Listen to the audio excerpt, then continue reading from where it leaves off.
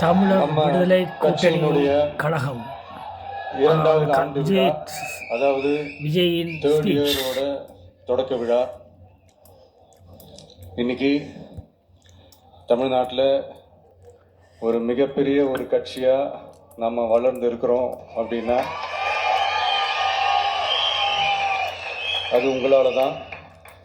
Plus நம்மளை நேசிக்கிற கோடிக்கணக்கான மக்களும் தான் அதுக்கு ஒரு மிக முக்கிய ஒரு காரணம். நீங்கள் தான் என்னுடைய ஒரு மிகப்பெரிய ஒரு பலம். உங்களை நம்பி தான் நானும் நம்ம கட்சியும் இருக்கிறோம். இதை நான் சொல்லி தான் உங்களுக்கு தெரியணும்னு அவசியம் இல்லை, இது உங்கள் எல்லாருக்குமே நல்லா தெரியும்.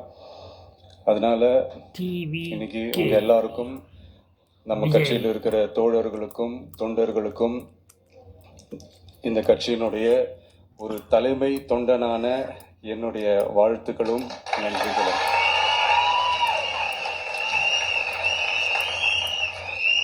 அப்புறம் என்ன, மைக்கை பிடிச்சாச்சு, வெடியை கொளுத்தி போட்டுருவோமா?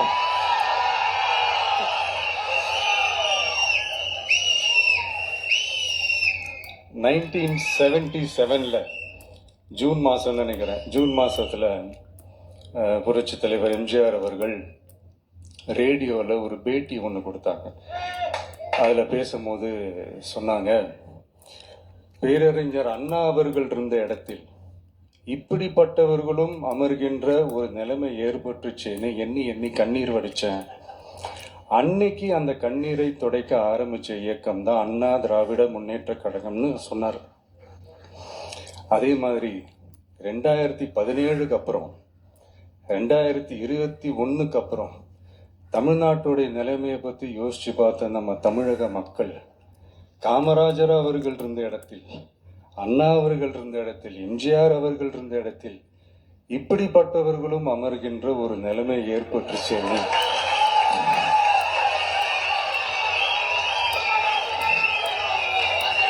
தமிழக மக்கள் கண்ணீர் வடிச்சாங்க. இன்னைக்கு இந்த கண்ணீரை துடைக்க ஆரம்பிச்ச இயக்கம் தான் தமிழக.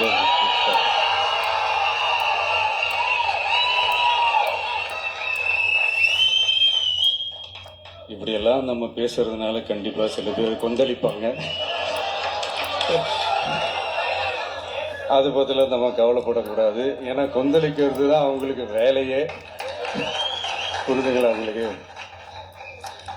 ஏன்னா எம்ஜிஆர் அவர்கள் கட்சி ஆரம்பித்தப்போ, ஏன் அவர் ஜெயிச்சதுக்கு அப்புறம் கூட சட்டசபையில் கூட ஏதோ ஒரு நடிகர் கட்சி வந்திருக்குதான், ஏதோ ஒரு புதிய கட்சி வந்திருக்குது, புரட்சி தலைவர்னு ஒருத்தர் வந்து, இப்படியெல்லாம் கேலியும் கிண்டலுமா. அதனால் யார் அரசியலுக்கு வந்தாலும் இப்படி கொந்தளிக்கிறது தான் அவங்களுடைய வேலையே. அப்படி தான் நாம் அரசியலுக்கு வந்ததுக்கப்புறம் கூட இந்த விஜய்க்கு என்ன அனுபவம் இருக்குது, எம்ஜிஆர் அவர்களுக்கு எவ்வளோ அனுபவம் இருக்குது தெரியுமா? 52லேருந்து 72 வரைக்கும் அந்த 20 இயர்ஸ் திமுகவில் இருந்த ஒரு அரசியல் அனுபவம் எவ்வளோ இருக்குது தெரியுமா? விஜய்க்கு என்ன பெரிய அனுபவம் இருக்குதுன்னு கேட்டால் அதே வாய் தான். அன்னைக்கு எம்ஜிஆர்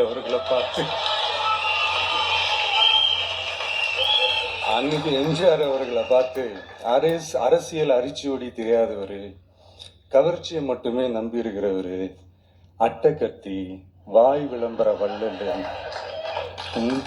இவருக்கு கேள்வி மட்டும் தான் கேட்க தெரியும், பதில் சொல்ல தெரியாது, நிருபர்களை சந்திக்க மாட்டார், டெல்லியை வகச்சிக்க மாட்டார், மேலே இருந்து அவருக்கு அவ்வளோ ப்ரெஷர் இருக்குது, அப்படி இப்படின்னு சொன்னதும் அதே வாய் தான். அதனால் எம்ஜிஆர் அவர்களை மட்டும் இல்லை, அவருடைய தொண்டர்களை கூட விட்டு வைக்கல. அது என்னது, இந்த பளபளப்பு ஜொலி ஜொலிப்பை பார்த்தா பல்லிழிப்பவங்க, இப்படியெல்லாம் கிண்டலும் கேலியுமா, இதையெல்லாம் மக்கள் ஒரு மாதிரி சைலண்ட்டாக வாட்ச் பண்ணிக்கிட்டு என்ன பண்ணாங்கன்றது உங்களுக்கே நல்லா தெரியும். அவர் ஜெயிச்சதுக்கப்புறம் இந்த அரசியலில் பழந்துன்னு கொட்டை போட்டு அனுபவிச்சாலே இருப்பாங்கன்னு சொல்லுவாங்கல்ல, அவங்க எல்லாருக்குமே அந்த கோட்டைன்றது ஒரு பகல் கனவாவே மாறிடுச்சுன்னா 77 மாதிரி இப்போ அந்த பழைய தேஞ்சி போன துருபிடிச்சு போன நஞ்சு போன அதே அந்த பழைய வெப்பனையும் Please இப்போவும் vote. கையில் எடுக்கிறாங்க. Thank you. அதனால மை டியர் ஜென்டில்மேன், டெக்னாலஜிலாம் வளர்ந்து வேற எங்கேயும்